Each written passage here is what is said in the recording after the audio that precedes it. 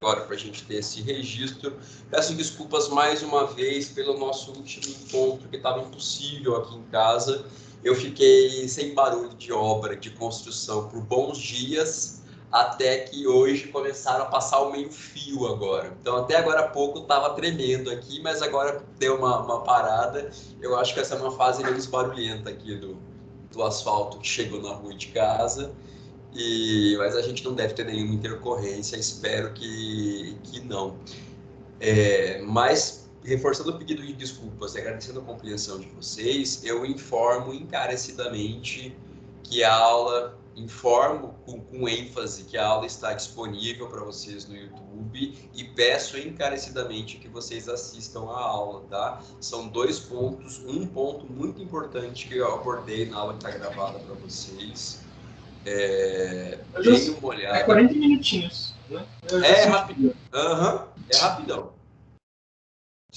Até acontecer mais um problema técnico, que eu vou terminar aqui com vocês uma parte, mas é rapidão mesmo a aula, pessoal. E o ponto mais importante que está lá é reforma, que é como se reforma a Constituição, o poder constituinte derivado, reformador. A gente fala sobre o poder constituinte originário, o derivado, decorrente, e suas facetas, suas divisões. É importante que vocês vejam isso, vai cair na prova de vocês. Pessoal, hoje eu tenho mais recados para dar para vocês do que aula efetivamente. Então, eu vou até inverter a ordem, tá? Eu vou começar aqui a nossa conversa terminando o nosso conteúdo pré-prova. E aí, no segundo momento, a gente fala sobre os vários recados, sobre atividades, sobre prova, sobre uma outra proposta que eu tenho para vocês. São muitos e muitos recados. Então, eu vou até inverter para a gente já encerrar o conteúdo, e se alguém for chegando depois também a pessoa já consegue acompanhar. Então, o conteúdo de hoje é bem rapidinho, pessoal. A gente vai falar só de 2 tópicos. Eu vou só falar do que faltou na aula passada, que foi mutação constitucional, que é bem simples, bem tranquilo, e falar de 2 assuntos que são assuntos rápidos, que são assuntos também que eu trouxe exatamente como está no material de vocês, então vai ser bem tranquilo para vocês acompanharem. E depois, no segundo momento, a gente faz a série de recados paroquiais, tudo que a gente precisa conversar a respeito desse nosso fim de primeiro bimestre. E são alguns recados bem importantes, mas então vamos fazer isso. O pessoal que está chegando agora, sejam bem-vindos. Lembrando que a sala sempre é de vocês. Qualquer coisa, parem, perguntem. Nem precisa levantar a mãozinha no Teams, porque às vezes eu não consigo enxergar. Mas é isso, pessoal. A aula que está gravada, então, é esse bloco de slides que eu tenho aqui para vocês aberto. A gente trabalha nele poder constituinte, originário e derivado, e o derivado que vai se dividir em outros 3. Dentre esses 3, o reformador é o mais importante, porque é por meio do poder constituinte derivado reformador que nós podemos alterar o texto constitucional, ou seja, fazer uma proposta de emenda à Constituição. E fazer isso é algo muito limitado pelo próprio texto constitucional. Então, existe uma série de filtros e freios para o processo de alteração constitucional, que estão lá no artigo 60 da Constituição, que foi algo que nós destrinchamos na aula passada. Então, por isso, reforço. Quem não conseguiu ainda, hoje a aula vai ser bem rapidinha. Então, dá uma olhadinha lá, vê o vídeo, assiste em velocidade acelerada, mas assista, tá? Tá na prova de vocês, muita coisa que tem naquela aula, e vice-versa. Na prova também tem. E na aula também tem muita coisa que está na prova de vocês. Pode falar, Gabriel. O artigo 60, ele literalmente limita, né, a várias formas de alteração da Constituição. Exatamente. Ele vai trazer todas essas limitações, esses requisitos que tornam o processo de alteração constitucional mais dificultoso, por exemplo, do que o processo de criação de uma outra lei qualquer, seja ela uma lei originária, seja ela uma lei complementar. E também é interessante a gente ter em mente, pessoal, a partir o Gabriel falou, que quando a gente fala no poder de alterar a Constituição, nesse poder constituinte derivado reformador, ele só existe e ele só se manifesta de acordo com os limites que o próprio texto constitucional estabelece. Então, a gente vai falar que ele é sempre um poder limitado, ele sempre está submetido, submisso ao que diz a própria Constituição Federal. Então, se o poder constituinte originário ele pode muito, ele não encontra condições e limitações, ao menos não formalmente jurídicas, o poder constituinte derivado, especialmente o reformador, ele é essencialmente limitado.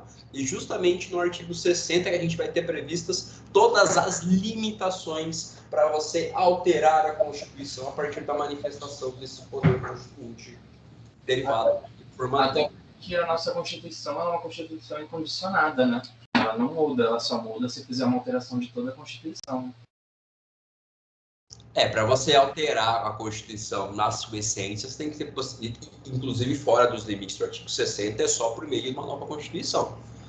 E aí a gente falaria da manifestação do poder constituinte originário num contexto atual, por exemplo.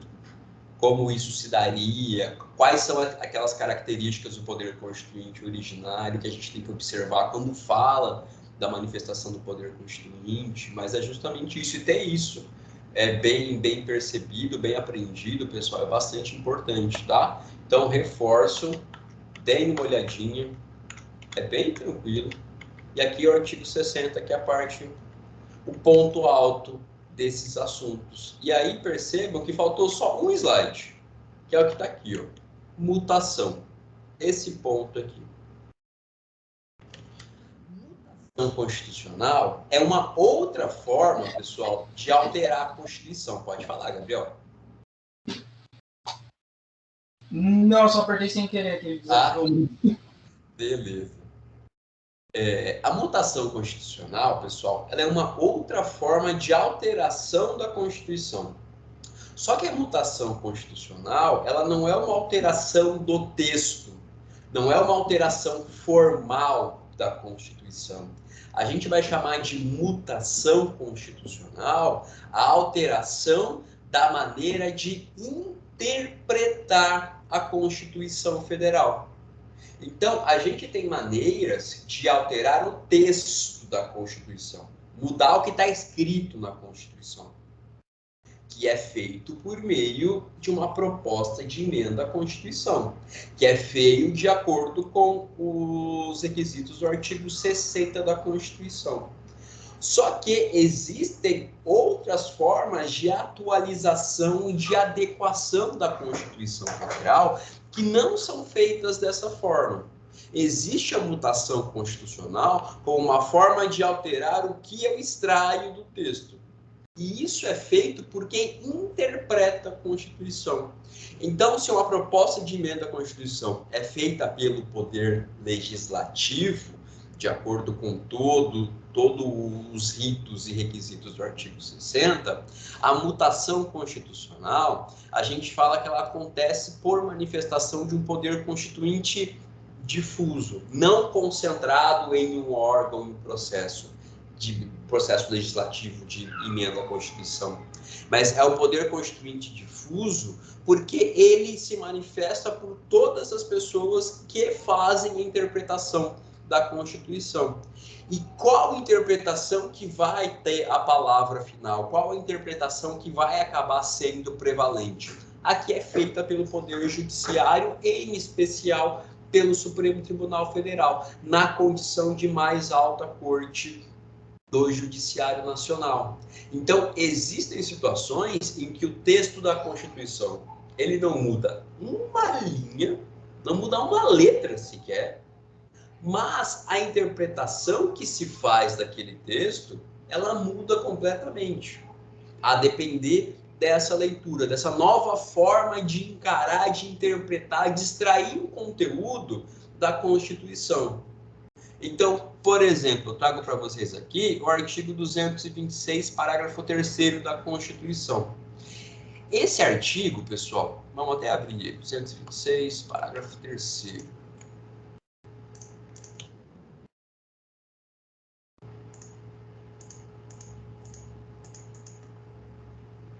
É o artigo que trata esse capítulo 226, é o capítulo da família. O parágrafo 3º vai falar para a gente sobre união estável, que é uma das formas de reconhecimento de proteção de família assemelhada ao casamento, só que informal. Aí a gente tem 226, que, no parágrafo 3º, que para efeito de proteção do Estado, é reconhecida a união estável entre o homem e a mulher, como entidade familiar, devendo a lei facilitar sua conversão em casamento. Então, esse aqui é o dispositivo constitucional que fala de união estável. A união estável, que é uma forma de convívio que tem o intuito de constituir família, que é duradouro, que é público, que vai além de um mero namoro. A Constituição diz, olha, quando as pessoas tiverem esse tipo de relação, de enlace, embora não sejam formalmente casadas, elas também merecem a proteção jurídica como se casadas fossem. Mas notem que a Constituição aqui, lá nos anos 80, lá de 88, vai falar homem e mulher. Que interpretação que se deu para esse dispositivo constitucional até alguns anos atrás? Não. Só existe união estável entre pessoas de sexo diferente. Entre o homem e uma mulher. Apenas para esse tipo de relação heterossexual. Hétero diferente, sexo diferente. Até que a evolução da sociedade, a evolução da maneira de pensar, o reconhecimento da dignidade das pessoas, de todos os tipos de minorias, nesse caso incluída a população LGBTQIA+, fez com que o judiciário parasse, relesse isso aqui e dissesse, olha, quando a Constituição fala isso aqui, a Constituição não está limitando a união estável exclusivamente para a relação heterossexual. Um homem e uma mulher, pessoas de sexos diferentes. Na verdade, a Constituição está direcionando, mas não limitando que a união estável seja reconhecida também para relacionamentos de pessoas do mesmo sexo, para relacionamentos em que as pessoas tenham um enlace homoafetivo.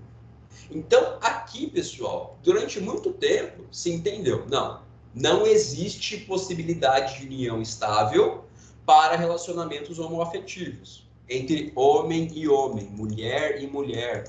E hoje a gente poderia, inclusive, problematizar isso e falar sobre essa identificação de gênero ou não, se isso vai se limitar apenas ao homem ou à mulher. Enfim, até hoje, parar para interpretar esse artigo é uma coisa que traz, a gente vai revendo, refazendo, reconstruindo, a depender dos avanços sociais. Então, aqui nunca foi alterado uma letra desse dispositivo constitucional. Só que nós saímos de uma interpretação que falava união estável só existe para casais heterossexuais, mas se mudou a interpretação desse dispositivo constitucional para falar, não, também é possível, sim, a união estável para relações homoafetivas, a união estável entre pessoas de mesmo sexo, de mesmo gênero. Isso pode. Então, percebam, nunca houve uma PEC. O texto constitucional não foi alterado para possibilitar união estável para pessoas em relações homoafetivas. Não, isso não aconteceu. Ocorreu apenas a alteração da interpretação do texto constitucional. Então, esse é apenas um exemplo, tá? São muitas situações em que isso aconteceu. Então, sempre que nós estivermos diante de uma situação em que o texto constitucional ele não é alterado, mas se altera apenas a interpretação que eu dou para o texto constitucional, eu falo em uma mudança da Constituição por meio de mutação. Mutação, apesar desse nome ser confuso, esquisito, até inadequado, eu diria, vocês têm que associar a essa situação. Eu tenho uma alteração não do texto, não do que está escrito. Eu tenho uma mudança na forma de interpretar a Constituição Federal. Então, nesse sentido, a doutrina vai falar, olha, aqui eu tenho também, assim como a reforma, assim como uma PEC muda a Constituição, uma mutação constitucional também muda a Constituição. Não muda o seu texto, mas muda a forma de enxergar, de interpretar e de, portanto, dar aplicação à Constituição Federal. Então, tenham isso em mente, a mutação é a alteração do sentido das normas constitucionais pela interpretação, e não uma alteração do texto propriamente dito. Eu trago esse exemplo para vocês porque é um exemplo muito emblemático, porque percebam que o texto fala homem e mulher, e isso foi interpretado durante muitos anos para justificar a exclusão de união estável homoafetiva, até que se parou e o Supremo fez isso e disse, não, calma aí, não é porque está homem e mulher aqui que tá. A Constituição não diz exclusivamente, apenas dá essa diretriz, mas sem excluir, sem afastar a possibilidade de união estável de pessoas do mesmo sexo e, consequentemente, com sua conversão em casamento. Então, se eu reconheço a união estável para relações homoafetivas, eu também vou permitir que elas sejam convertidas em casamento sem problema nenhum. Claro que já falamos de casamento civil no cartório, questões religiosas são outras questões que estão fora do nosso mundo jurídico, pelo menos formal.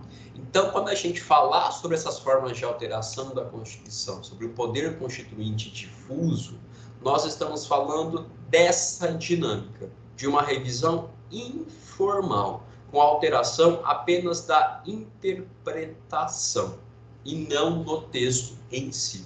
Então, repito, eu mudo a forma de enxergar o que a Constituição está dizendo, e não o texto constitucional propriamente dito.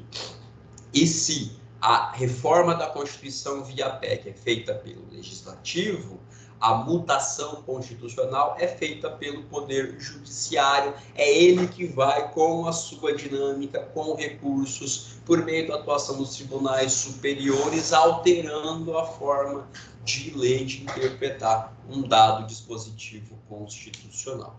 Então, isso só, pessoal, estava faltando de conteúdo da aula passada, e aí a gente tem agora 2 pontos bem rapidinhos que dizem respeito à classificação das normas constitucionais quanto à sua eficácia, que é um conteúdo para a vida prática de vocês, ele é quase inútil, mas é um conteúdo que ainda hoje despenca em provas, cai na OAB, cai em concurso público, é muito recorrente ainda o tipo de questão que envolve esse assunto, sobretudo as provas da OAB, a FGV adora cobrar esse tipo de classificação das normas constitucionais. E aí, por fim, a gente vai falar um pouquinho de interpretação constitucional, mas apenas passando o que vocês têm que observar em relação a como ler a Constituição Federal, mas sem que vocês precisem decorar o que está ali, porque é muita coisa, às vezes algumas vão parecer redundantes, mas é para que vocês tenham essas noções gerais sobre como ler, interpretar e aplicar normas constitucionais também. Mas o primeiro ponto, então, que é a classificação das normas constitucionais quanto à sua eficácia.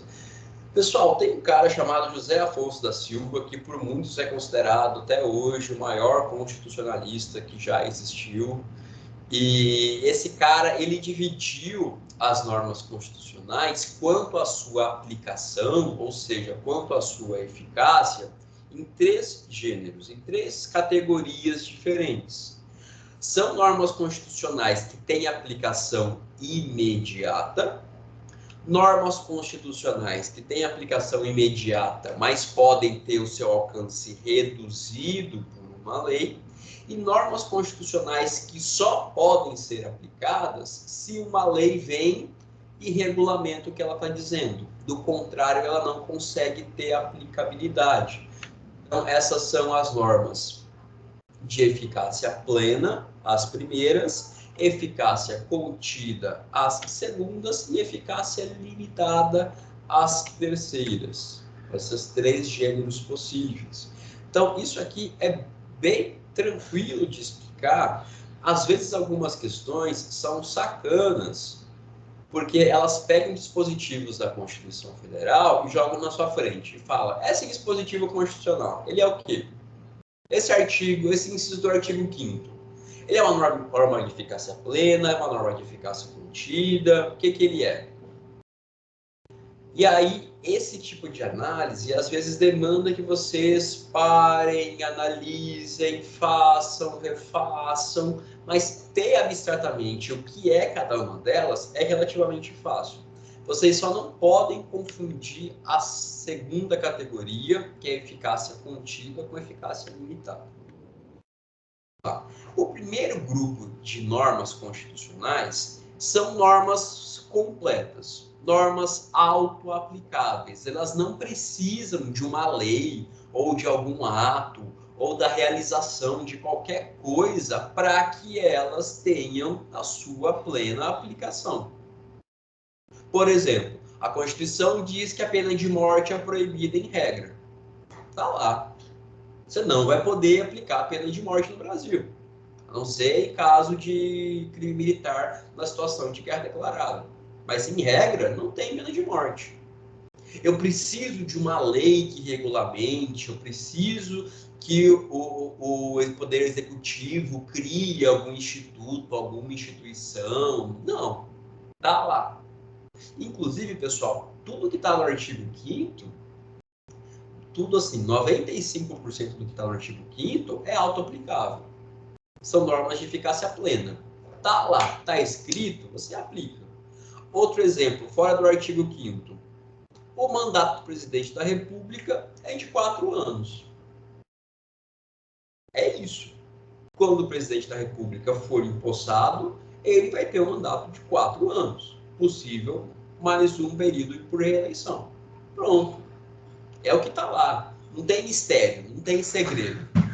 E a maioria das normas constitucionais vai ter eficácia plena. Está lá, está escrito, você aplica. Pronto, acabou. Elas são, portanto, auto-aplicáveis. Elas não demandam, elas não exigem que venha uma lei, ou que você precise de um decreto, ou que você precise construir um prédio, ou criar uma instituição. Não, está ali e você aplica e pronto. Então, essa é a eficácia plena, grande maioria das normas constitucionais. Uma outra possibilidade, que é muito pontual, muito específica, mas que confunde vocês, até por ser raro acontecer isso, é uma situação que faz com que algumas normas constitucionais sejam plenas, elas têm auto-aplicabilidade, são completas, só que elas podem ser restringidas. Ou seja, eu tenho a norma constitucional que me diz, que me traz uma disposição, só que essa mesma norma constitucional permite que uma lei, que um ato infraconstitucional, limite o seu campo de atuação. A gente tem um grande exemplo, que é também o único exemplo que as provas trazem, que os livros trazem, que está justamente no artigo 5º. O artigo 5º, pessoal, no inciso 13, ele vai falar para a gente que é livre o exercício de qualquer trabalho ou profissão. Legal. Isso é uma norma constitucional de eficácia plena. Eu tenho o direito garantido de elaborar, de trabalhar, de empreender com o que eu quiser. Todo mundo tem esse direito. O livre, a liberdade de trabalhar, a liberdade de ter iniciativa em relação a atividades comerciais, mercantis, industriais, de gêneros primários, o que for. Todo mundo pode trabalhar com o que quiser. Mas, e aí o texto constitucional faz isso, aí ele fala, mas devem ser atendidas às qualificações que a lei estabelecer. Então, o que acontece? A Constituição diz para a gente, no primeiro momento, que todo mundo tem a liberdade de exercer a profissão que quiser. Tem liberdade de profissão. Cada um pode ser o que quiser. Beleza. Só que aí a Constituição diz para a gente, olha, mas não é bem assim. Você precisa atender alguns requisitos legais para que você possa exercer algumas profissões. Por exemplo, eu posso ser médico? Eu posso acabar essa aula aqui e bater num posto de saúde, achar um jaleco e começar a atender? Não, é crime isso, inclusive. Por quê? Porque a lei, existem leis que condicionam o exercício da medicina a ser formado em medicina. Então, não é bem assim. Não é todo mundo pode fazer o que quiser porque deu na telha. Você precisa atender requisitos legais. Então, o que acaba acontecendo nessa situação? Eu tenho a lei restringindo a aplicação dessa plenitude toda, desse direito. Então, eu posso vender alguma coisa lícita? Posso. Posso acabar essa aula aqui, eu tenho aqui em casa e fazer uma banquinha, entrar no LX, sei lá, e começar a vender. Não existe requisito legal para isso. Agora, pode falar, Gabriel. Esse professor que daria também como utilizar de exemplo é o nosso próprio curso. Quando a gente se forma, a gente não é advogado. Exatamente. Exatamente, pessoal. Nossa, todo mundo aqui, quero ser advogado? Quero ser advogado. Posso? Não. Primeiro, você precisa ser formado em Direito. Segundo, você tem que passar na OAB. Sem o exame que ateste a sua competência, o seu nível de conhecimento mínimo sobre direito, você não pode trabalhar como advogado. Então, a gente tem aqui, mais uma vez, esse exemplo do Gabriel é muito bom, essa situação. A Constituição diz, todo mundo pode fazer o que der na telha. Beleza. Mas atenda requisitos legais. Então, eu tenho a Constituição dando uma grande margem de liberdade, mas permitindo que a lei afunile, que a lei restrinja, reduza, contenha. Alguns doutrinadores chamam esse grupo aqui de normas de eficácia restringível, o que para mim é um nome muito melhor, muito mais adequado, porque ela é plena até que a lei venha em limite, em situações que a própria norma constitucional permite isso. Então ela é restringível, redutível ou contida, ela pode ser contida, ela pode sofrer limitação. Então, imagine que amanhã surja uma lei que condicione o exercício do comércio, da venda a algum requisito. Pode. Não contrariaria esse dispositivo constitucional. Por quê? Porque ele aceita que uma lei venha e faça a limitação dessa liberdade de profissão, dessa liberdade de trabalho. Então, essas situações são situações em que vai acontecer justamente isso. Eu tenho uma norma que garante de maneira muito ampla um direito, só que ela admite que a própria lei limite. Isso, pessoal, eu quero que vocês tenham muito claro na cabeça de vocês. A norma de eficácia contida ela é muito próxima da norma de eficácia plena. Qual a diferença entre as duas? Que a contida, ela vai permitir uma redução da sua aplicação por uma lei. Muitos alunos, assim, muitos mesmo, quando eu pergunto isso, a gente não vai fazer a prova dessa forma, mas geralmente, prova da nossa disciplina, eu mando vocês escreverem uma questão, olha, diferencia as três. 80% dos alunos confundem a contida com a limitada. Só que elas não têm nada a ver uma coisa com a outra. A contida é plena e aceita uma limitação, e aceita uma restrição. A contida, portanto, ela é uma irmã gêmea uma gêmea não, irmã da plena. Ela é uma plena, mas que pode ser limitada. Ambas, de qualquer forma, são autoaplicáveis. E o que vai diferenciar a plena e a contida da limitada? Justamente esse caráter de não serem autoaplicáveis. As normas de eficácia limitada, pessoal, são normas que eu não consigo aplicar, a não ser que exista uma lei ou outra ação do Estado que dê condições para que ela seja aplicada.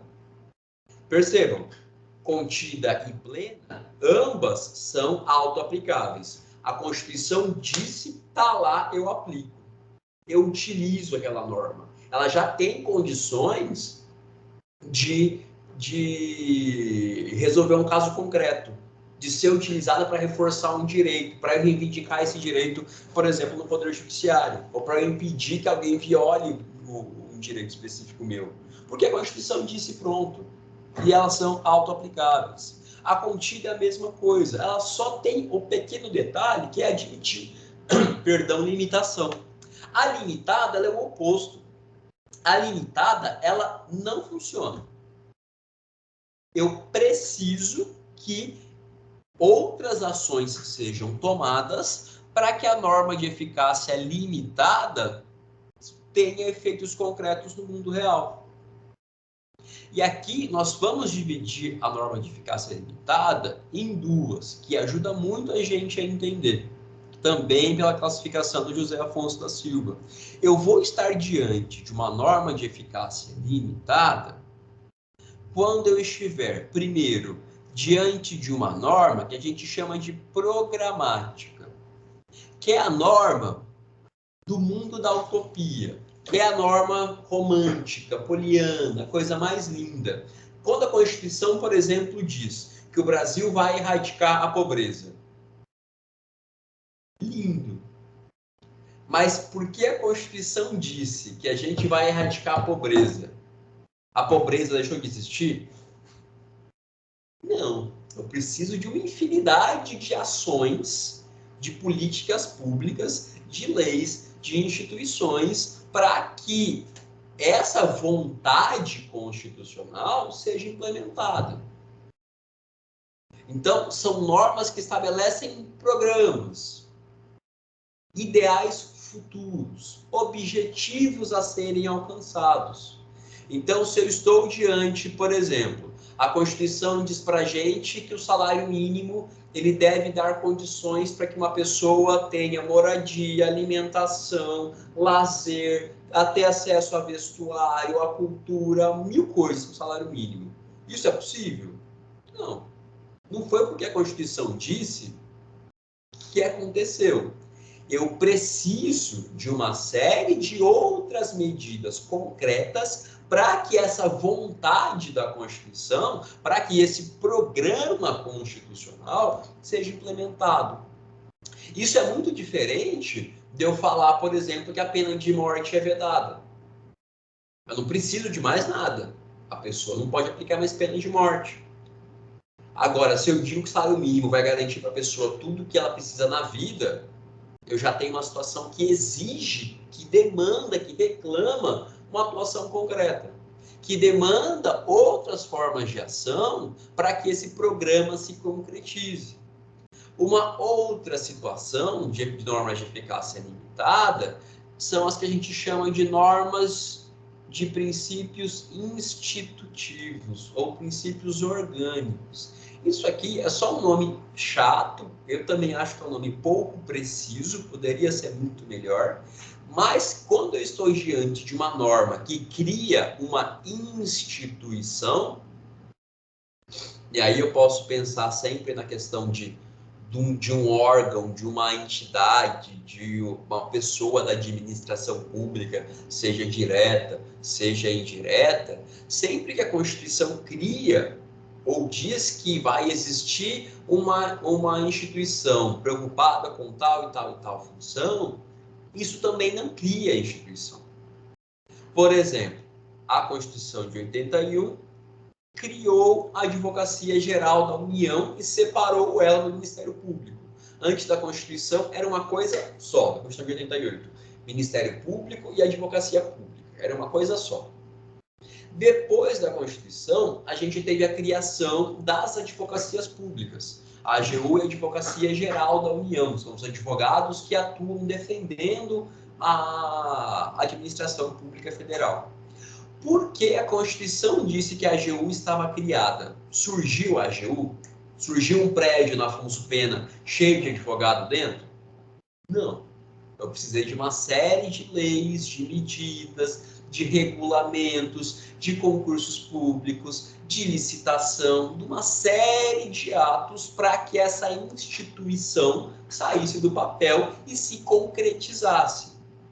Então, sempre que a gente estiver diante de um desejo, um programa constitucional, ou quando a gente estiver diante de uma disposição constitucional que cria uma instituição ou um órgão, nós estamos diante de normas de eficácia limitada. Essas normas têm essa aplicabilidade indireta, mediata ou diferida. Por quê? Ela tem peso, tem força de Constituição? Perfeitamente. Mas ela se faz aplicável concretamente, sozinha? Não. Eu vou precisar de outras medidas, vou precisar de vontade política, vou precisar de orçamento, vou precisar de uma série de ações que vão concretizar, que vão aplicar essa norma.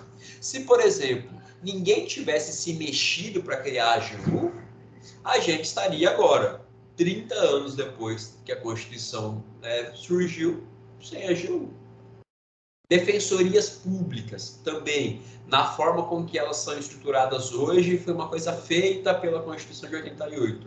Levou-se anos e anos e anos para que as defensorias públicas começassem a funcionar como deveriam, a ser criadas. Alguns estados, há coisa de 2, 3 anos, nem tinham defensorias públicas ainda. Por quê? Porque ninguém fez.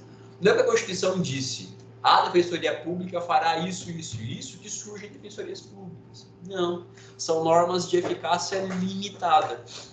Então, notem como é diferente a eficácia limitada da eficácia plena e dessa categoria que está no meio, que é da contida. Eu até deixo vocês confundirem plena com contida. Agora, não confundam limitada com contida. Professor, que nome chato, parece muito contida, limitada. Eu sei, é chato, parece, mas não façam confusão. Se dependesse de mim, vocês não precisariam decorar isso, mas vocês precisam, porque isso vai aparecer na vida de vocês, cedo ou tarde, seja numa prova de estágio, seja na OAB de vocês, seja no concurso público que vocês venham a fazer. Isso aqui ainda cai bastante, tá? Então, saibam. Classificação das normas constitucionais quanto à eficácia. 3. Plena. Ela está escrita e já resolve tudo. Contida. Está escrita, já resolve tudo, mas pode ser limitada, pode ser restrita, pode ser contida e, por fim, a limitada, que são as normas que não se fazem concretas, que não se aplicam sem que outras ações, sem que outras medidas, sem que sejam, por exemplo, regulamentadas por uma lei. E as normas de eficácia limitada vão se dividir em duas: as normas programáticas e as de princípio institutivo. São também outros dois nomes chatos, mas pensem: programática, programa, futuro, plano, objetivo. E princípio institutivo tentem associar com instituições. Ou princípios orgânicos, tentem associar com órgãos, com criar instituições. E são duas situações que sempre vão exigir atuação para além do texto constitucional. E, portanto, esse último grupo de normas não tem autoaplicabilidade, não tem uma eficácia direta e plena. Alguma dúvida, pessoal, sobre essas três formas de eficácia das normas constitucionais? Não, professor. Beleza, obrigado pelo retorno. Então, por fim, a gente vai falar um pouquinho sobre métodos e limites de interpretação da Constituição. Pessoal, percebam que são duas palavras, métodos e limites. Vocês tenham a perspectiva, esse é o ponto mais importante de falar de métodos e limites, é só que vocês compreendam isso. Quando eu falo em método, vou pegar um desenho.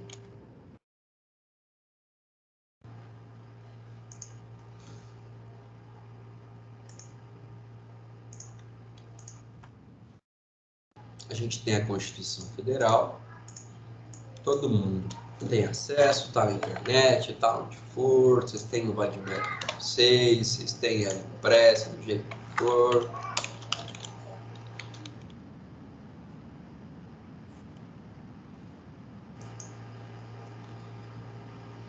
O texto constitucional é o que está escrito.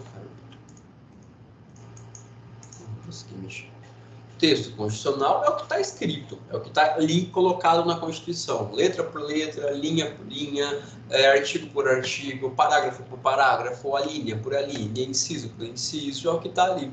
E a gente tem, a partir desse texto constitucional, o processo de interpretação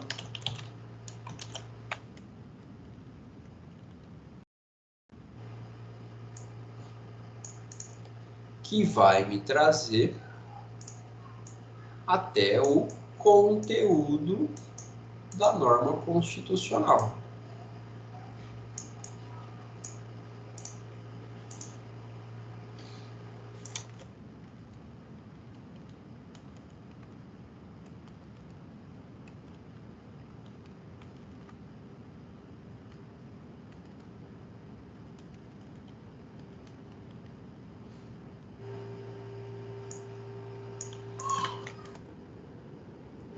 Então, interpretar, pessoal, é percorrer essa distância aqui. É fazer esse movimento que a seta está indicando para a gente.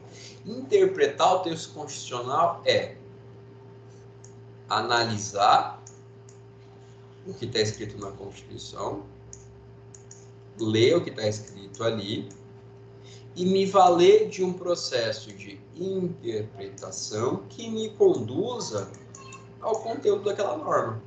O que aquele texto diz? O que é esperado da aplicação desse texto?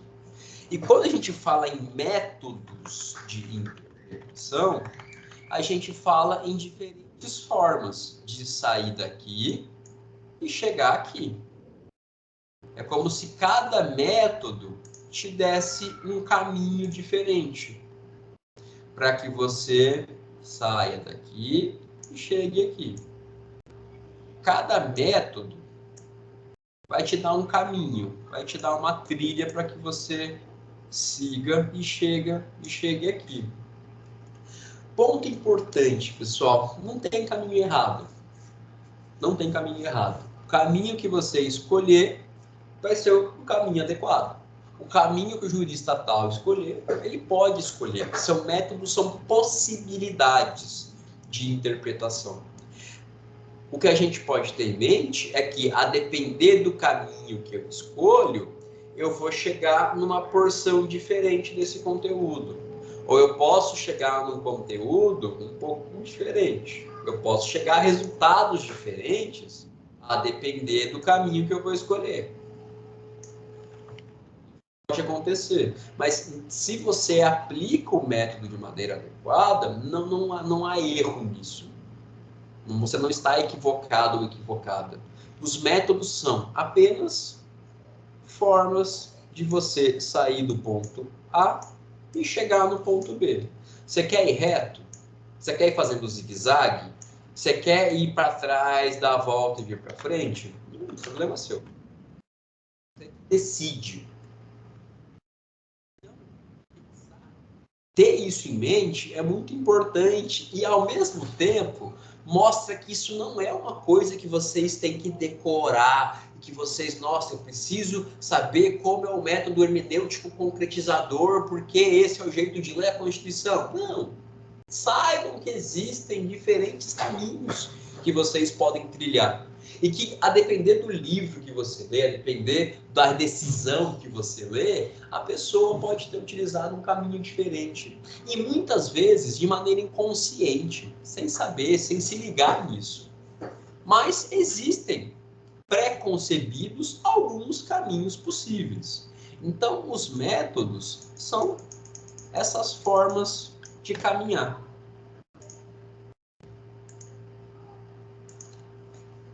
Então, saibam que não precisa, pessoal. Tem gente que quer pegar e decorar. Não, calma. Vocês vão ver que as definições, às vezes, se confundem. Uma parece muito com a outra. É difícil de distinguir. Se torna algo subjetivo. É para ser assim. É para que você apenas saiba que existem essas formas de interpretar, de sair do texto constitucional e chegar ao resultado da sua interpretação. Então, eu posso, por exemplo, utilizar a interpretação clássica, a interpretação lá do direito privado, do direito civil, para ler a Constituição. Interpretação gramatical, talvez vocês tenham visto isso aqui em IED, Introdução ao Estudo do Direito. Então, método gramatical é ler o que está escrito, e só, sem fazer nenhum exercício intelectual além disso. A Constituição disse isso. Pronto. Por exemplo, 226, parágrafo 3º. Uma interpretação gramatical dele, sem nenhuma espécie de agregação de conteúdo ou de atividade intelectual, pode me fazer pensar que apenas entre homem e mulher, entre casais heterossexuais, que existe união estável. Então, o gramatical, ele é preso à literalidade do que está escrito. Funciona. Para quem é mais purista, pode funcionar, mas acaba sendo uma interpretação muito limitada. Também existe o critério lógico ou sistemático, que faz com que eu leia aquele artigo, aquela parte daquele artigo, não como algo isolado, mas sempre considerando todo o texto, ou considerando todo o direito brasileiro, ou fazendo relação entre diferentes partes da mesma lei, ou diferentes partes da Constituição. De maneira com que, olha, se essa interpretação aqui, se eu fizer ela assim, eu posso confrontar com uma outra parte que diz uma coisa diferente. Então, eu preciso garantir uma coesão, uma coerência nessa minha leitura, nessa minha interpretação. Eu não posso fazer uma interpretação que vai conflitar com outras disposições da mesma lei ou da Constituição. Então, essa também é uma outra forma de interpretar de acordo com os parâmetros clássicos. Interpretação histórica. É a interpretação que se pauta em como foi o processo de construção daquele dispositivo. Então, para a gente, na Constituição, se eu for fazer uma interpretação histórica, eu vou me preocupar em como foi o processo de formação da Assembleia Constituinte de 87 e 88, como se deram as discussões, o que era esperado, o que foi feito nas deliberações que se teve, o que foi dito oralmente naquelas ocasiões e o que chegou a ir para o papel, o que chegou a ser positivado.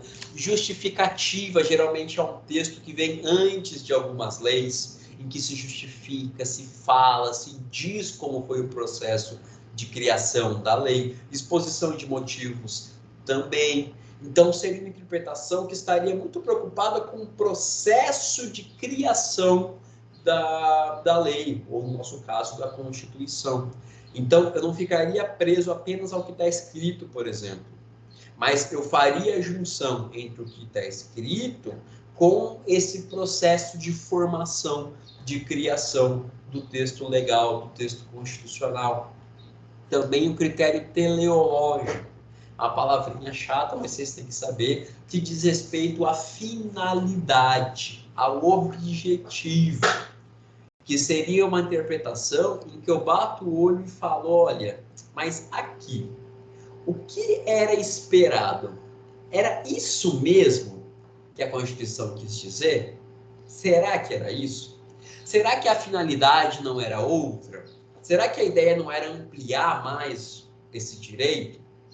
Então, qual a finalidade, qual o escopo, qual o objetivo, qual a meta do texto constitucional? E percebam que isso aqui também é subjetivo. O gramatical, eu digo para vocês que ele é mais purista, ele é mais limitado, mas ele não te dá margem para ir além do que está escrito. Toda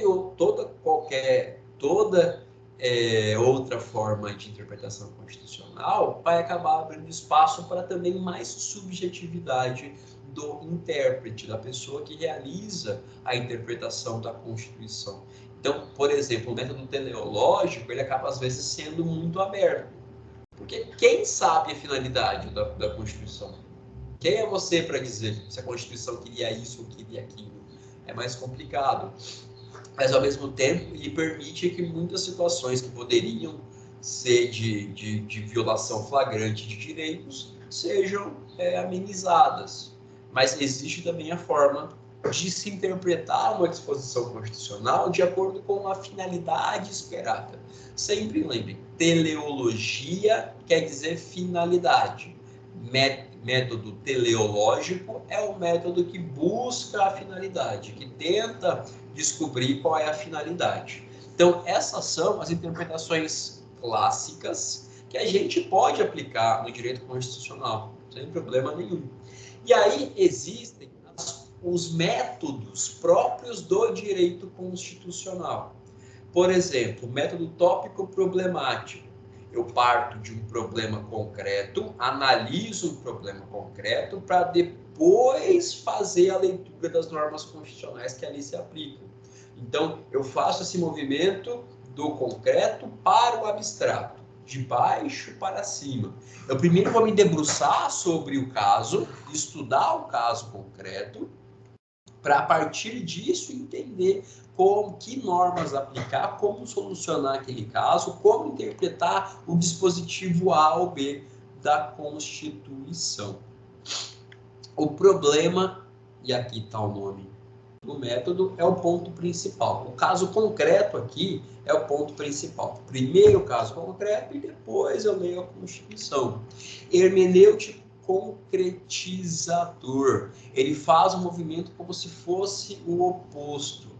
Ele vai fazer com que a gente tenha em conta sempre as pré-compreensões, as noções já preconcebidas da pessoa que está interpretando, inclusive os seus conhecimentos em relação à aplicação das normas constitucionais que ali se fazem presentes. Então, eu reconheço isso e eu também dou valor, dou importância, eu vou olhar para a solução de um caso concreto.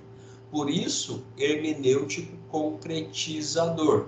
Até poderia ter mudado aqui a ordem, deixar na ordem que eu falei. Primeiro, eu vou pensar no hermeneuta, no intérprete, e depois eu vou pensar no problema concreto. Pessoal, perceba como isso é abstrato, é subjetivo, é até um pouco difícil de entender às vezes, porque justamente a questão do método, ela é apenas uma orientação, é um dos mapas que você pode utilizar para chegar no seu destino.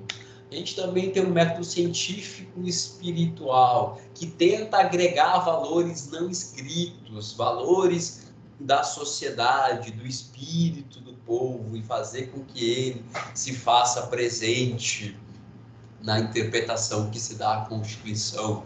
Então, eu não vou ler a Constituição apenas pelo que está nela, mas eu vou utilizar esse espiritual aqui, tem a ver com essa noção de perceber o contexto social, tá? Não tem a ver com o espírito propriamente dito. É porque a tradução da palavra em alemão para o português fica assim, mas é uma tradução esquisita. Não tem nada a ver com espírito. Tem a ver com a conjuntura, com o contexto social. E trazer esses elementos de conjuntura social para aplicar na interpretação constitucional. O método normativo estruturante. A gente também tem que levar em conta desse método que existe uma série de conteúdos ocultos na interpretação que você tem que levar em conta. Porque aqui se utiliza a figura do iceberg. O que você vê da Constituição é só a pontinha do iceberg. E por baixo daquilo ali tem todo um bloco imenso e denso de conteúdo que você precisaria levar em conta também. Então, ter esse domínio normativo desse conteúdo oculto faz parte da utilização do método normativo estruturante. Interpretação comparativa, comparar constituições de países diferentes. Olha, eu acho que a nossa Constituição quis dizer isso, porque existe na Constituição de Portugal, da Espanha, dos Estados Unidos, ou do que for, uma disposição que parece, ou que olha, que chega a resultados que são satisfatórios. Interpretação comparativa é ler, aplicar a Constituição, comparando ela com outras constituições. Isso é muito comum em alguns estudos de direito internacional, que você vai pegar Constituição brasileira, Constituição do México, do Uruguai, de onde for, e fazer comparações. E aí, pessoal, a gente tem os princípios de interpretação, que eu acho que a gente pode chamar, como está no começo, de limites de interpretação. Porque a gente acabou de ver que interpretar é sair do ponto A e chegar no ponto B. O método é o caminho possível para fazer isso. Os princípios ou os limites, eles são as traves que você não pode exceder. Então, imaginem que a gente vai ter aqui, vou fazer um desenho diferente. Para eu sair do texto constitucional e chegar no conteúdo da norma, eu vou utilizar um método. Como eu disse, o método é um dos caminhos possíveis. Eu posso fazer o zigue-zague, eu posso ir reto, tanto faz. Mas eu vou escolher um caminho para ler a Constituição, para tirar o conteúdo da Constituição. Quando a gente fala, perdão, em limites ou em princípios, a gente fala das balizas. Que é isso aqui, ó. Eu posso escolher o caminho que for, do jeito que eu quiser, desde que eu não saia desses limites aqui. Senão eu vou criar interpretações falsas. Senão eu vou criar interpretações que não condizem com o minimamente esperado para a leitura do texto constitucional. Então, em princípios, é pensar nesses limites de interpretação. Porque os métodos são muito abertos e muito subjetivos. Os limites tentam dar mais conformidade, tentam garantir que esses caminhos eles vão seguir mais ou menos a trajetória, ainda que eles sejam diferentes. Então, os limites são essas balizas. Os limites são as limitações da pista, são os guardrails que você não pode ultrapassar. Você tem que sempre observar. Você vai andar daqui até aqui, beleza, você vai escolher seu método, mas desde que você faça isso dentro dos limites. Mas aqui também a gente vai ter muito aberta as possibilidades de criação, muito abertas de criação de limites. Então, serão vários, cada autor vai trazer um, mas o que eu posso falar para vocês, em linhas gerais, interpretação da Constituição, a gente nunca pode sacrificar completamente uma parte da Constituição para dar uma interpretação, tá? Então, a gente sempre tem que considerar que a Constituição é um todo unitário e coeso que vai exigir a harmonização. Então, isso vocês podem ter na mente de vocês, isso vocês podem decorar, sem problema. A interpretação constitucional não pode se dar de maneira com que eu sacrifique completamente uma parte do texto constitucional, uma parte do texto da Constituição. Eu sempre preciso harmonizar, fazer com que a Constituição seja um todo orgânico, que tenha sentido, que não fique entrando em contradições quando eu faço a interpretação. Isso a gente pode falar que é o princípio da unidade da Constituição. Direito integrador é a mesma coisa, só que vai ter uma perspectiva social. Então, você precisa ter essa perspectiva de unidade, não só interna à Constituição, mas também externa, de maneira com que as ideologias que se fazem presentes na interpretação da Constituição na sociedade sempre estejam contempladas pela sua interpretação, de maneira a não falar, não, eu tenho uma Constituição que só pensa isso e qualquer outra forma de pensar vai ser extirpada. Não, você também tem que abrir possibilidades de interpretação para que exista uma integração entre as diferentes formas de pensar e enxergar a Constituição. Quando eu vou interpretar a Constituição, eu preciso, se eu tenho várias possibilidades de escolha, preciso escolher a que garanta maior efetividade das normas constitucionais, maior possibilidade de aplicação das normas constitucionais. Conformidade funcional ou justeza. Aqui, mais uma vez, eu preciso encarar a Constituição como um todo unitário. Eu não posso interpretar a Constituição de maneira que as instituições, que a divisão de poderes, que a estrutura do Estado brasileiro seja descaracterizada de acordo com a interpretação. Então, aqui, mais uma vez, isso. Harmonização, mesma coisa que eu falei do princípio da unidade. A gente não pode sacrificar trechos da Constituição na hora de fazer uma interpretação. Pessoal, aqui eu peço desculpas para vocês, porque é para que vocês conheçam, tá? Não decorem, não gastem energia com isso.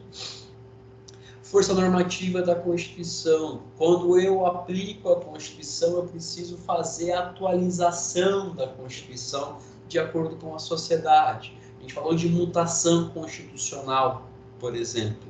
Quando você faz mutação constitucional e atualiza o que a Constituição está dizendo, você está garantindo credibilidade, funcionalidade da Constituição perante as pessoas. Você não está deixando que essa Constituição fique para trás e se torne um documento completamente inadequado ao contexto social vigente.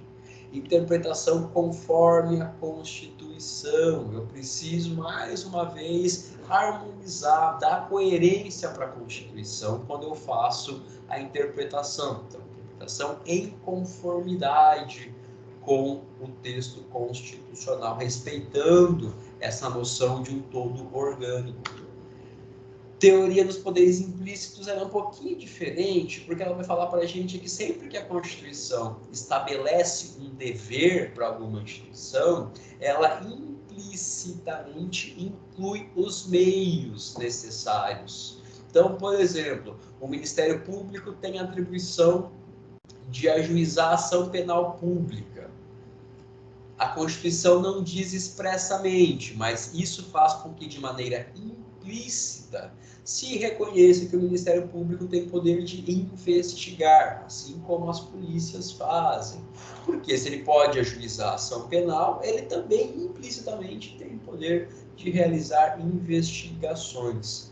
E proporcionalidade, que é um meta-princípio de interpretação, e ele é inclusive utilizado de maneira bastante genérica às vezes. Sempre que a gente fala que algo tem que ser proporcional, que a interpretação tem que ser proporcional, a gente está falando em uma interpretação que seja coerente com o que eu busco, com o fim que é atingido. Então, por exemplo, eu vou realizar uma interpretação ou vou aplicar uma medida. Ela é adequada para chegar a esse ponto que eu pretendo, ela é necessária. As vantagens que eu vou ter são superiores às desvantagens que eu eventualmente tiver quando eu aplicar essa medida, eu fizer essa interpretação.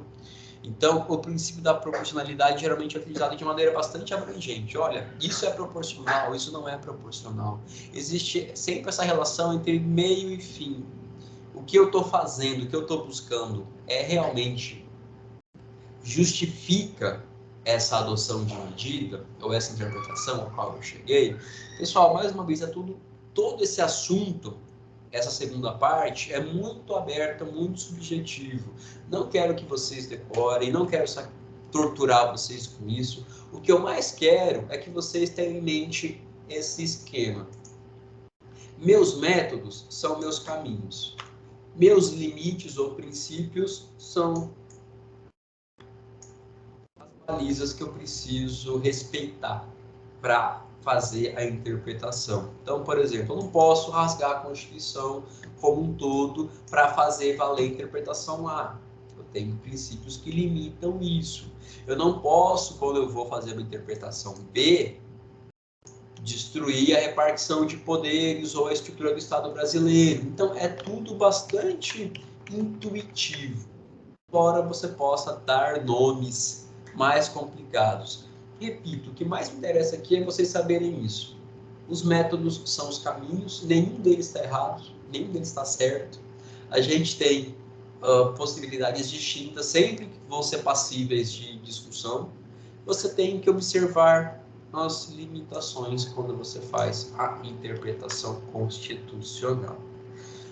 Bom, pessoal, o conteúdo que a gente tem para o primeiro bimestre de vocês está encerrado, é isso. Fiquem tranquilos e tranquilos que esse último ponto também ele não aparece em prova, tá? Eu passo ele porque é necessário essa parte de métodos de interpretação, que vocês pelo menos saibam que isso existe, mas não é algo que vai reclamar, que vai exigir que vocês parem, decorem, compreendam, apliquem. Não, isso aqui, quem disse isso, disse baseado em qual método. Isso a gente não precisa fazer, isso é desnecessário para a formação de vocês e não será cobrado de vocês, a não ser que vocês façam algumas provas sacanas com um nível muito alto que vão exigir que vocês decorem cada um dos métodos, mas tem que ser uma prova bastante sacana. Algumas fazem, a gente não se preocupa com isso agora. Pessoal, o conteúdo de vocês, então, encerrado. Vocês acabam de concluir a parte do primeiro bimestre de teoria geral do direito constitucional. Eu queria agora, então, passar para vocês os recados importantes que nós temos para a aula de hoje, recados que vão orientar esse nosso fim de bimestre. Como eu disse agora para vocês, pessoal, a gente encerra nesse momento o conteúdo de vocês e na semana que vem vocês terão prova. A prova de vocês, as provas todas de vocês serão aplicadas entre o dia 27, próxima segunda-feira, e dia 1º de outubro, a outra sexta. Isso está no calendário de vocês desde o começo do semestre. A professora Isa nos comentou conosco que ela ainda não tem informações oficiais sobre como será toda a aplicação das provas, mas a gente sabe que elas devem seguir o mesmo parâmetro dos semestres anteriores. Então serão provas que vocês vão entrar no AVA, vão baixar a prova de vocês, responder as provas e devolver. Nós não devemos ter, pessoal, limitação de hora ou dia. Por exemplo, a minha prova estará disponível para vocês de segunda a sexta. Você não precisa fazer ela apenas na terça-feira. Você pode fazer na segunda mesmo, ou na terça, de manhã, de tarde, de noite. O que importa é que até as 10 horas da noite do dia 1º, sexta-feira, todas as suas provas estejam entregues no AVA. Isso a gente sabe. Geralmente eu entrego minha prova antes, para que vocês possam até parar para fazer com antecedência. mas isso não foi autorizado também. De qualquer forma, a prova de vocês já está feita. A prova de vocês é essa aqui. Vocês vão, então, receber orientações da professora Isa, tá? Todas certinhas, como acessar, onde baixar. Vocês vão baixar. A minha prova é essa aqui. Vocês têm uma prova com... Opa, escrevi errado aqui. Vocês têm uma prova com 10 questões, valem 100 pontos cada uma das questões e vão totalizar 1000 pontos. São 10 questões, pessoal, que eu fiz para vocês de múltipla escolha com alternativas de A a D. Apenas uma questão não é minha. Eu peguei numa prova da OAB. O resto, todas as outras, eu fiz. E percebam que, embora seja de marcar X, vocês têm um elemento muito importante aqui, ó, que é a justificativa. Então, se vocês marcarem o certo, marquei aqui, ó, eu acho que é a B. Marquei, pintei, pode colocar um X na frente, como você achar melhor. Marcou qual é a certa. Mas você tem que me fazer uma justificativa breve. Ó, é a B por conta disso, disso, disso, disso, disso. Ou é a B, professor, por conta disso.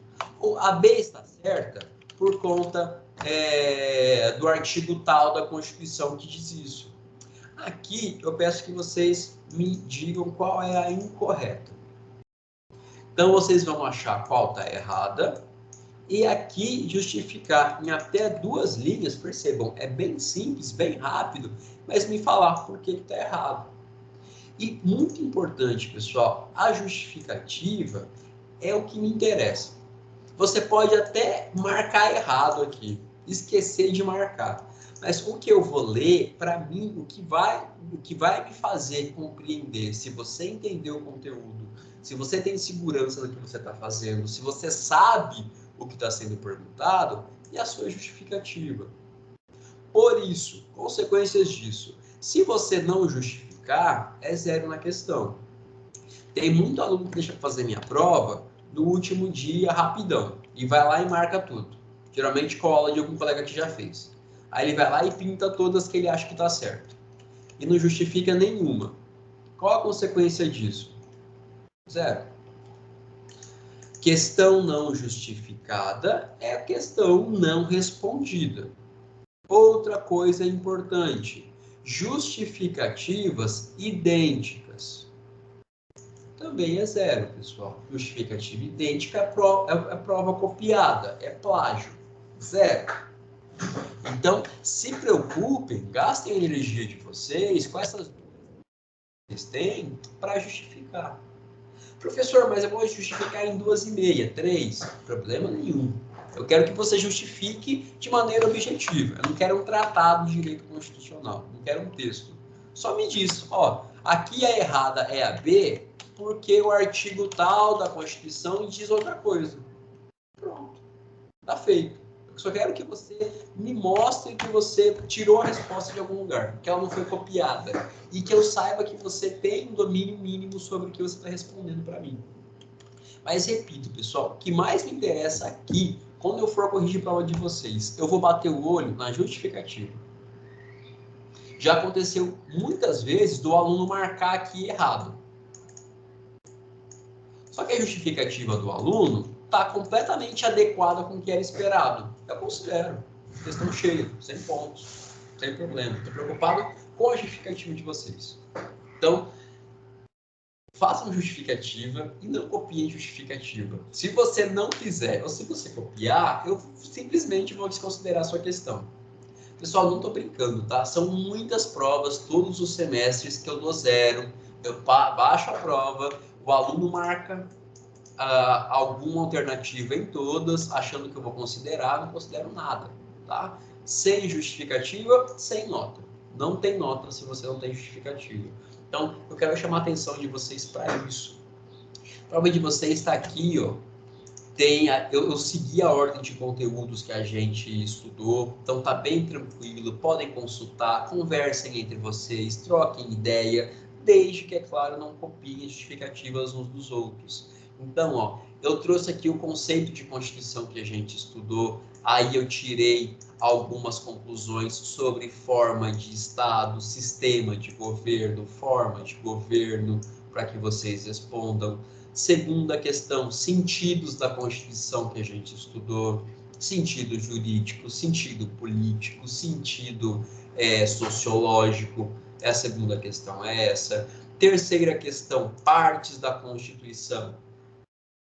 Preâmbulo da Constituição, o corpo principal da Constituição é a Constituição, a DCT é a Constituição, a DCT tem porção normativa, tudo isso a gente conversou. Então, questão 3 é essa. Questão 4, neoconstitucionalismo e constitucionalismo, temas que também a gente conversou. Classificação das constituições também que a gente viu, e também misturando com o histórico das constituições. Aqui, apenas sobre o histórico das constituições AC, as duas, são questões que eu coloquei 4 assertivas, vocês dizem quais estão corretas, quais estão incorretas e justifiquem de maneira objetiva. Ó, questão da aula passada. Opa. Estou gravando mesmo, nem tem como corrigir agora. Poder constituinte, que está na aula, que a gente viu, originário, revisor, reformador, difuso, qual está certo? Justifica para mim. 8. Reforma constitucional, artigo 60 da Constituição, também da aula passada. Aqui também, poder constituinte originário e suas características. Essa questão, eu comecei a fazer ela, eu fiz ela pela primeira vez, acho que semestre passado. O pessoal erra bastante. Eu falei expressamente sobre isso, tá? No vídeo da aula passada de vocês. A aula de hoje, ó. Disposição da Constituição em relação à sua eficácia. É plena, é contida, é limitada? Pessoal, sem mistério nenhum, é a prova de vocês, 10 questões, todos os temas que nós estudamos, inclusive de acordo com a ordem que nós estudamos. Então, vocês vão ter tempo para fazer, parem, consultem, ou não assistiu a aula ao vivo naquele dia, reveja a aula, tá lá para você a exposição, veja o material, sem mistério nenhum, tá? Marque a certa e justifique. Alguém tem alguma dúvida em relação à prova, pessoal?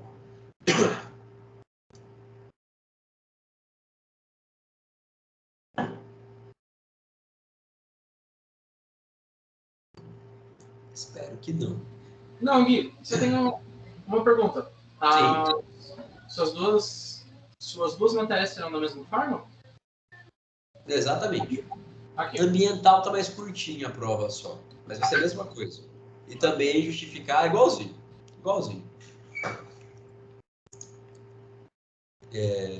Essa é a prova, pessoal. Eu infelizmente, geralmente eu gosto, eu vou até ver se eu gravo um vídeo para vocês no fim da semana, no final de semana, mostrando certinho onde baixar a prova, que geralmente alguns alunos têm dificuldade com isso, então para evitar que problemas técnicos atrapalhem a vida de vocês. Se der, eu faço isso. Então, aqui, prova de vocês. Outro recado importante, pessoal. Atividade 2 de vocês já está valendo, tá? Geralmente eu evito de colocar atividade e prova muito próxima. Só que a gente está com um calendário para lançamento de nota que está muito próximo. Então, eu fiz isso aqui não é nem minha questão. Eu copiei do material da instituição para vocês, tá? Mas é só uma questão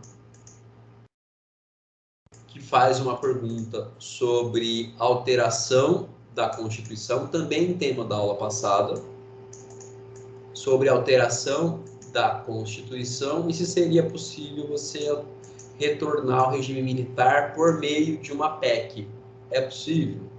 não é possível, eu preciso de uma nova Constituição, como isso se daria, se é que se daria e como seria possível, se é que seria possível. Então, é apenas uma questão, com base na aula passada, mesmíssimo esquema da última atividade. Vocês acessam aqui o Google Forms. Gabriel, você falou alguma coisa? Respondi a pergunta no início da aula. Sim. Coloca aqui de maneira objetiva. Coloque aqui de maneira objetiva. Mas, pessoal, parar, responder de maneira simples, igual da vez passada. Eu só vou pedir para vocês agora terem um pouquinho mais de agilidade, porque eu vou receber só até o dia 26. Então, a semana de prova de vocês vai começar dia 27. Vocês vão ter até o domingo, dia 26, para me entregar, que vai valer 250 pontos. E a gente somando com tudo que é programado para o semestre de vocês, vai totalizar 1000 pontos de atividade, além dos 1000 da prova de vocês. Mas então, atividade 2, muito importante, pessoal. Atividade 2 já está valendo, já passei para o Gabriel o link, que eu acredito que já passou para vocês também. Então, quem não está com acesso ao link por alguma razão, não está no grupo do WhatsApp, ou sei lá, me manda uma mensagem, me manda e-mail, me manda WhatsApp, que eu encaminho para você diretamente o link de acesso. E, pessoal, mesmíssimo esquema, tá? Vem, responde, coloca seu nome, coloca seu e-mail e pronto. Entregue até domingo, tá? Hoje é terça-feira, vocês têm até o fim da semana, mais o final de semana para fazer. Então, recado atividade, recado prova. O que mais que eu tinha de recado? Pessoal, tem uma coisa importante, mas que eu queria falar com vocês com mais elementos, mas não foi possível ainda. Vocês têm aula com o professor Henrique também? Henrique Viana, ou não?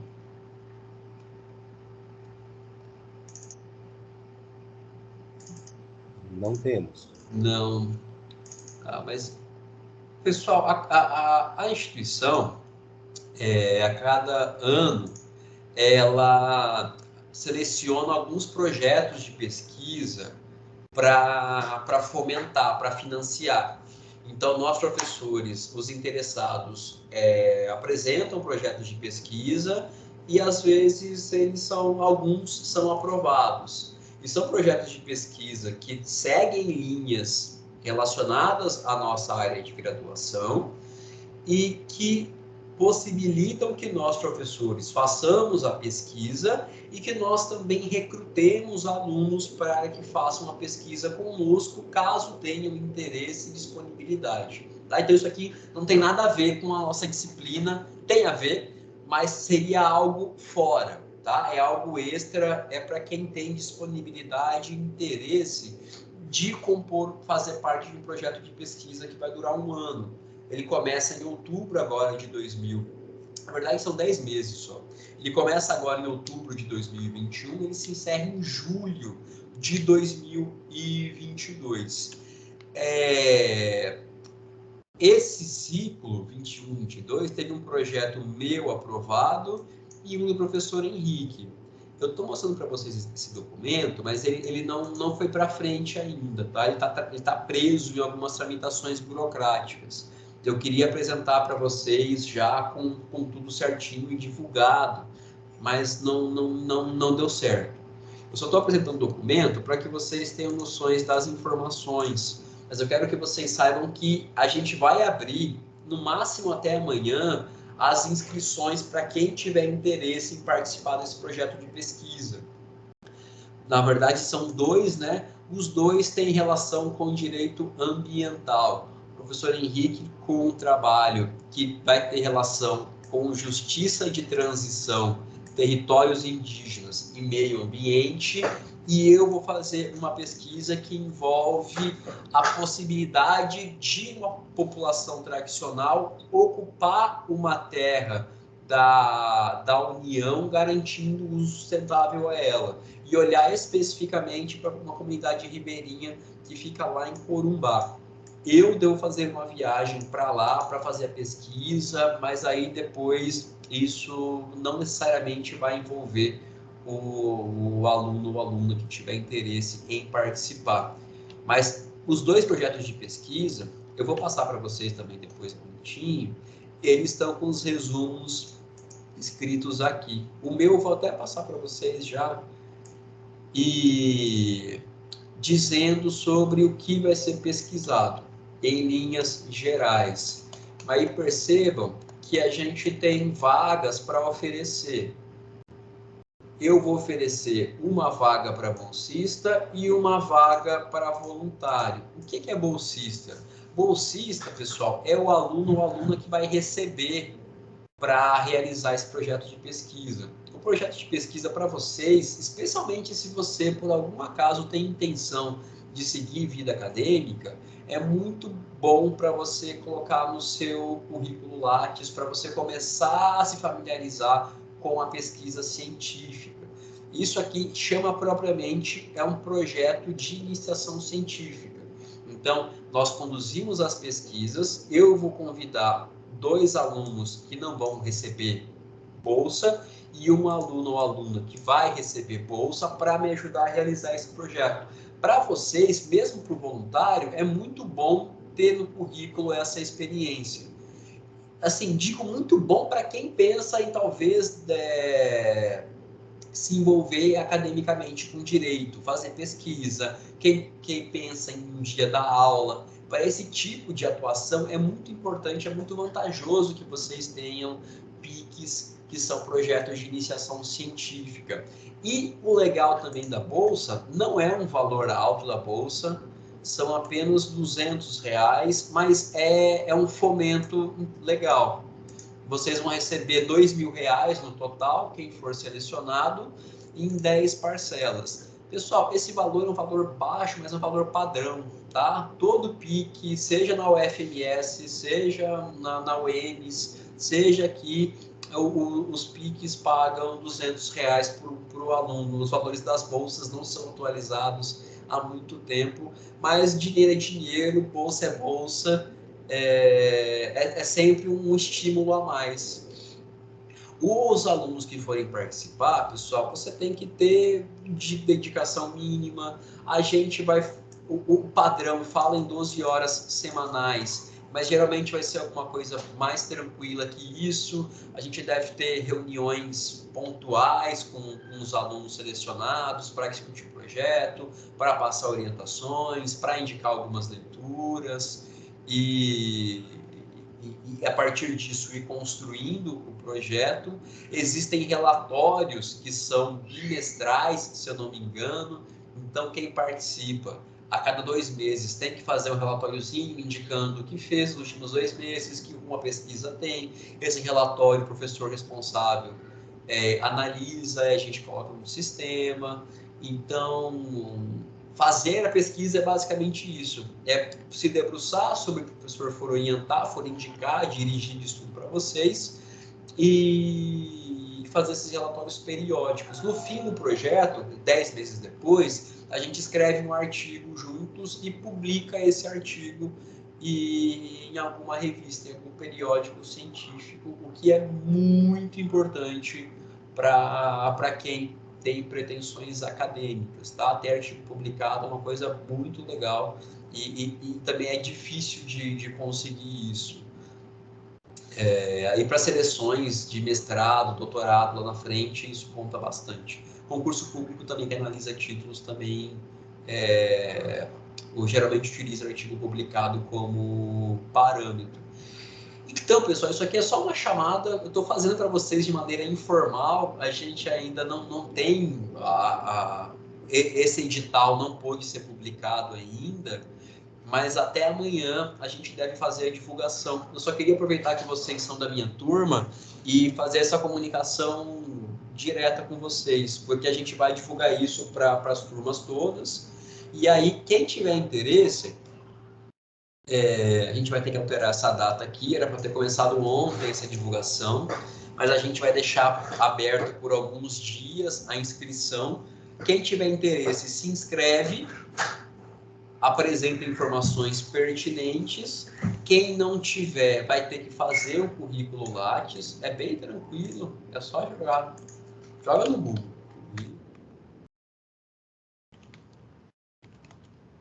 Você vai entrar aqui, ó, e aí você consegue cadastrar novo currículo, você clica aqui e faz o seu currículo.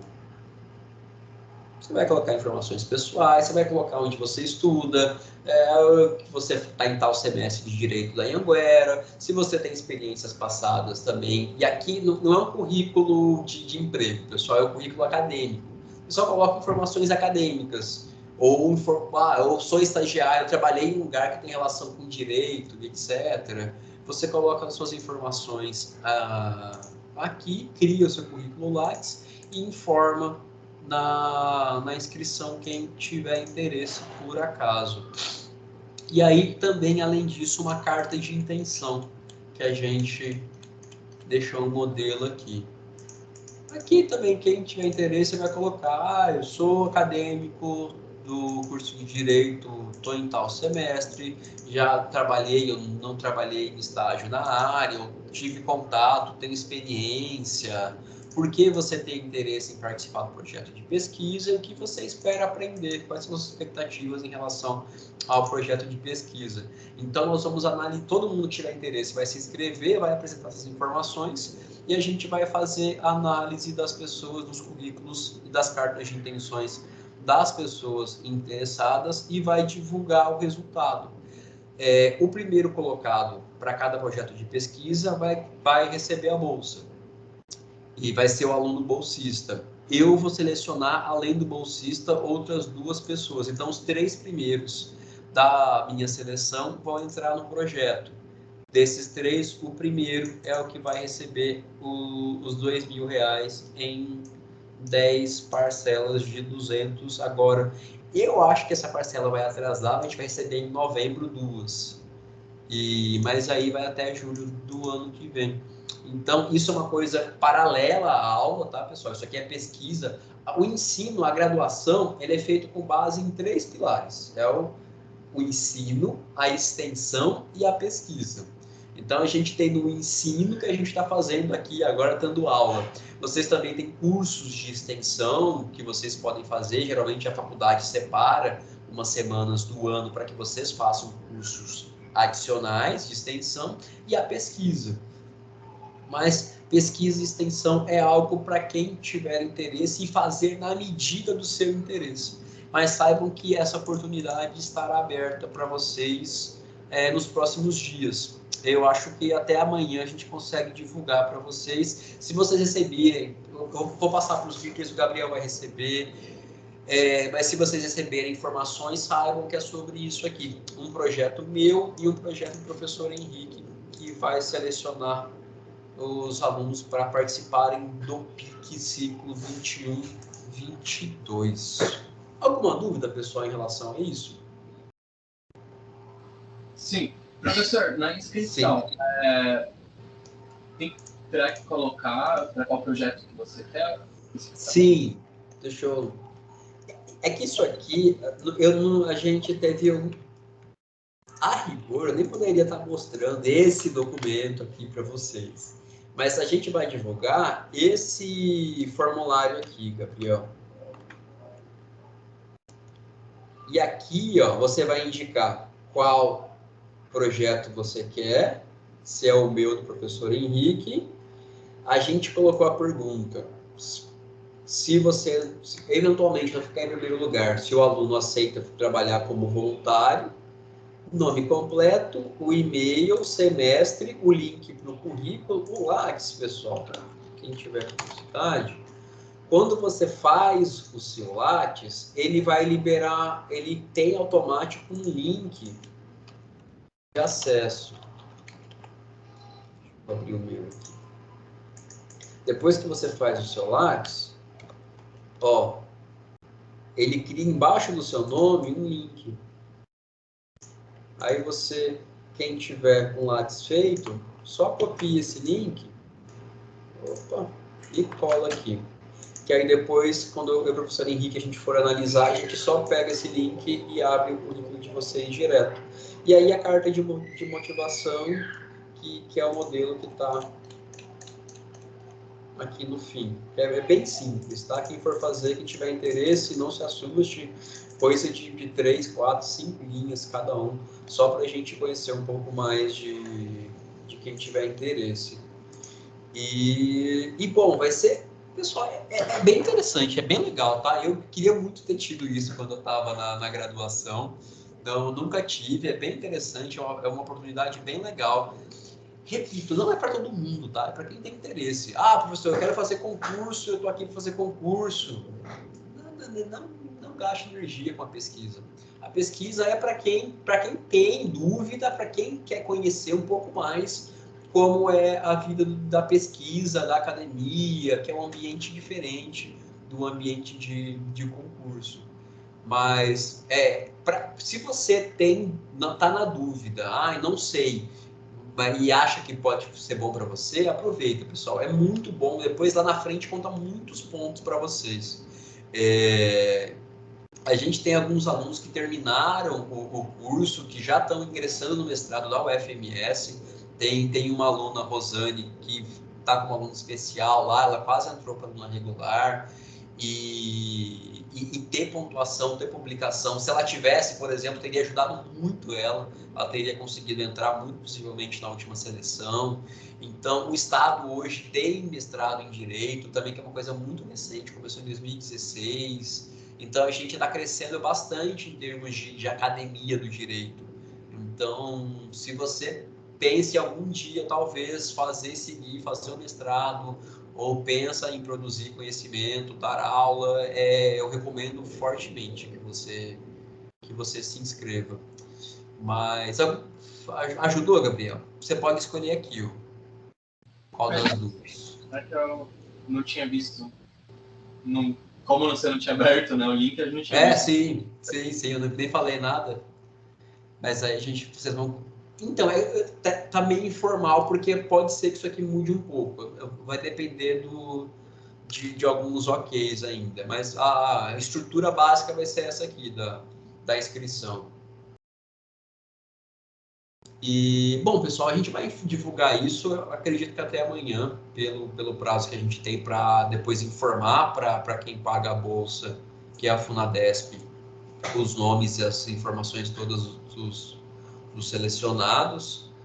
E quando vocês receberem, saibam que é isso. Se tiverem dúvidas também, entrem em contato comigo. Se souberem de alguém que tem dúvida, pode passar meu contato também. E vai ser bem legal. O ruim é que vai coincidir com a semana de prova de vocês, possivelmente. Mas isso vai ser bem tranquilo. Assim, a gente não deve fazer entrevista, a gente deve apenas analisar o que a gente tem de informações de vocês a partir da inscrição. Tudo certo, pessoal? Alguma dúvida, alguma questão? Os recados hoje acho que são a parte mais importante da aula, sobretudo a atividade e a prova da semana que vem também. Tudo tranquilo? Tudo sim, professor. Beleza, então. Obrigado pelo retorno, Gabriel. Pessoal, obrigado pela participação, pela atenção, pela paciência de vocês. Foi um prazer, então, mais uma vez, estar com vocês. Eu vou, assim que a prova tiver com tudo certo, eu quero gravar um vídeo rapidinho, de 10 minutinhos para vocês, falando sobre como acessar a prova, etc. Até amanhã vocês devem receber mais informações sobre essa seleção do projeto de pesquisa. E precisando de mim, por qualquer razão, entrem em contato. Vocês têm meu e-mail, eu tenho meu WhatsApp, precisando, deem um alô. Gente, é isso. Muito obrigado. Uma boa semana para vocês. Um forte abraço e até a próxima. Até a quinta, professor.